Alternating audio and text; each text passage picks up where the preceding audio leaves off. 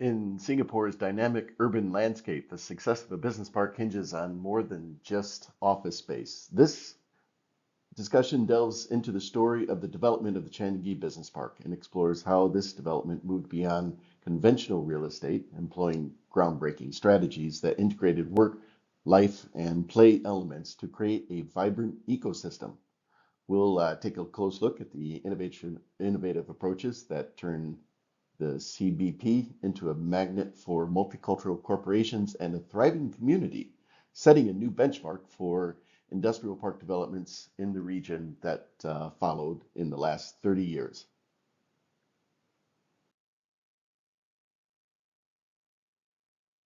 In 1992, landowner JTC Corporation began the development of plans to build a business park at Changi South, with the first 12 hectares completed in 1995. This development was undertaken in cooperation with Ascendus Land and Fraser's Centerpoint Development Companies. For the time, their vision for this project was to go beyond simple infrastructure, preparing for willing tenants, but rather to carry out innovative strategies to transform a mere collection of buildings into a thriving ecosystem, which continues to attract to this day and retain a diverse range of tenants, from multinational corporations to budding startups. As a brief background, Ascendus Singbridge was a leading provider of sustainable urban solutions in Asia, specializing in townships, mixed-use developments, and business and industrial parks.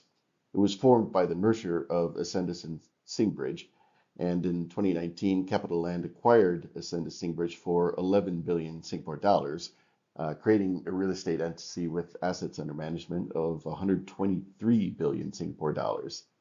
The acquisition made Capital Land the largest diversified real estate group in Asia. The vision itself was to build a park for the new economy, as they stated back in the early 1990s.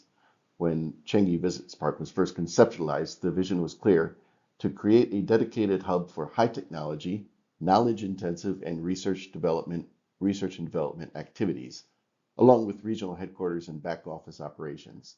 It wasn't just about constructing office and industrial buildings. There was more to it. It was about fostering an environment conducive to innovation, collaboration, and employee well-being. The developers employed a multifaceted approach, integrating unique strategies that set the CBP apart. First off was a master plan for integration and livability. Unlike traditional industrial estates, CBP was well planned from the start, with a focus on seamless integration of work, leisure, and lifestyle. These features included, for example, green spaces and connectivity, with lush greenery and well-designed pedestrian walkways and cycling paths, encouraging a healthier, more pleasant work environment. This approach was a radical departure from the concrete jungles often associated with industrial parks. It also included mixed-use development. So beyond pure office and industrial spaces, the Changi Business Park incorporated retail and food beverage outlets, childcare centers, gyms, and even a hotel, which is now the Park Avenue Changi. This created a self-sufficient ecosystem, lessening the need for employees to travel out of the park for their daily needs, thereby enhancing convenience and work-life balance overall was the idea behind that. The buildings within the business park were designed with modern aesthetics and functionality in mind, often featuring larger floor plates and flexible layouts to accommodate the evolving needs of technology and R&D companies. This premium aesthetic appealed to companies looking to project a modern and innovative image.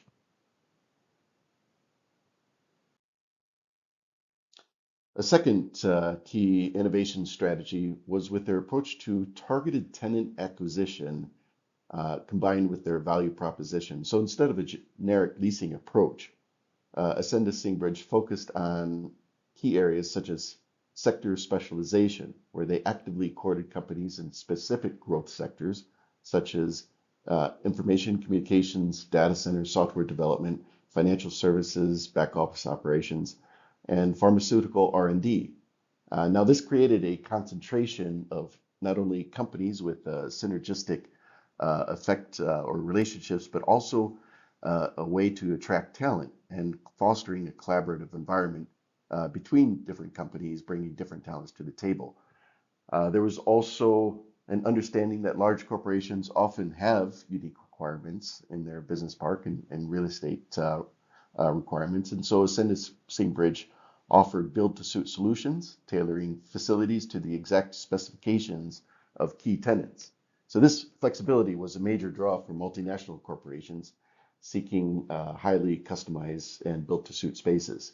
And finally, proximity to talent and infrastructure highlighted the commercial park's strategic location near Changi Airport, the Singapore Expo facility, and other educational institutions such as University of Technology and Design was a key selling point for many of these companies. This ensured easy access to international visitors, excellent connectivity, and a readily available talent pool. As a development effort, the Changi Business Park also focused on developing a community and ecosystem, which included specific support services and things such as event programming, where they featured regular events, networking sessions, community initiatives to encourage interaction and collaboration among the tenant companies. There was amenity management, which was about offering food courts, sports facilities, and transport services, things that were necessary for both workers and their families, and also an assurance of a strong tenant relationship development. So they offered a dedicated team focusing on addressing tenant concerns promptly and anticipating future needs.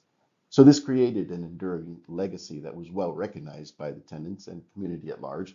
The business park in that regard stands as a testament to the developer's foresight and innovative development strategies. Currently, it is a hub for some of the world's leading companies such as Citi, Standard Chartered, IBM, Honeywell, DBS Bank, and many others have taken up residence there. Its success also demonstrates that building a successful business or industrial park goes far beyond just building buildings. It requires a holistic vision that encompasses thoughtful master planning, targeted tenant attraction, and a focus on livability and the creation of a vibrant, supportive ecosystem. So in this case, the developers didn't just build a business park, they built a community, and for them, that has made all the difference. There's a lot to unpack in the story, and I find it quite fascinating. And in many ways, this was the first of many advanced business parks in the region. Would the CBP have been successful without the live, work, and play concept? Likely so, to be fair, to say its location and general access to Singapore's outstanding infrastructure and its well-educated workforce, many other factors, which has made Singapore an enduring regional business leader. So there was certainly that they had to work with. At the same time, the developers went a step further and created a concept that has been replicated time and again across the region and beyond. The strategic importance of real estate development in this case was the fundamental bedrock upon which the economic growth and social well-being of the business park was built.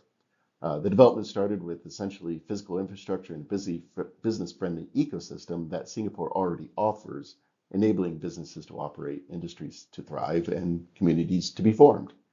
So complementing this, however, was the key to Changi Business Park's development success, which included a robust business support ecosystem, encompassing everything from access to talent and capital to incubators, accelerators, networking opportunities, the whole range of services that are crucial, especially for budding and developing businesses and also for well-established players. When these forces converged with an effective live, work, play concept as was carried out by the business park, a powerful synergy can emerge. Such environments not only attract and retain top talent by offering unparalleled convenience and quality of life, but also foster a dynamic and collaborative atmosphere that fuels creativity, productivity, and ultimately innovation. So I think there's a lot to be learned from this, but there's also some key questions that new business park developers can ask themselves. First of all, what is the unique identity for the development at play? What is it going to be? How will it serve the needs and aspirations of the target demographics? So this question goes beyond simply combining residential, commercial, and recreational elements. It's also about defining a distinct value proposition to the tenants. Is it a hub for specific industry like tech or biotech, What are the unique amenities and community programming or architectural features even will differentiate from its competitors and create a desirable lifestyle that attracts and retain talents and top tenants? How will it resonate with local government master plans and long-term urban development goals is also part of this consideration. A second question that is also key for developers is how will we ensure seamless integration and synergy between the live, work, and play components, both physically and experientially? It's not enough to have just separate zones. The success of the live, work, play concept lies in how these components interact and enhance each other. This question, I think, pushes developers to consider physical connectivity, overlap of amenities for workers and their families, and accompanying program which helps to build the community as a whole. And another key question that I think is essential is to understand and ask what long-term management strategy will raise the development's success potential. And in a live, work, play development is a living ecosystem that needs continuous nurturing. So developers must consider what is the business model that will be overlaid to this and how are they going to adapt to changing trends. Thinking, for example, from work to home and the COVID-19 disruptions that came up, and how is that going to change the design of future business parks? And also ensuring sustainability and with consideration for how to attract talent from around the world. So these are the thoughts, key questions, and I think once again, Changi Business Park offers an amazing case study in the innovative development of business parks, turning more than just a turning concrete jungle into more than just buildings, but also to a community for the workers and the tenants that occupy the space. Thank you.